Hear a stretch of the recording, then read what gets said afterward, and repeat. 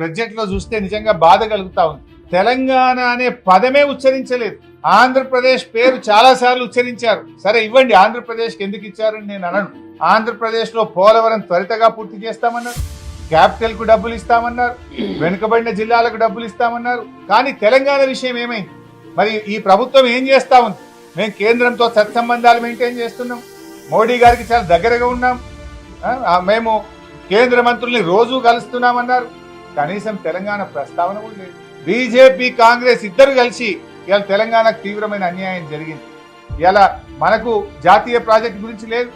మా పాలమూరు ఎత్తిపోతల పథకానికి జాతీయ ప్రాజెక్ట్ ఇవ్వచ్చు కదా, ఎందుకు ఇవ్వట్లేదు? ఆంధ్రాకి ఇచ్చినప్పుడు మాకు కూడా ఒక జాతీయ ప్రాజెక్ట్ ఇవ్వాలి కదా. బయ్యారం ఉక్కు ఫ్యాక్టరీ గురించి ప్రస్తావన లేదు, వరంగల్ కోచ్ ఫ్యాక్టరీ గురించి ప్రస్తావన లేదు. తెలంగాణకు ఓవరాల్ గా గుండు సున్నా ఇచ్చింది. తెలంగాణకు బీజేపీ ప్రభుత్వం తీరని అన్యాయం చేయడం జరిగింది.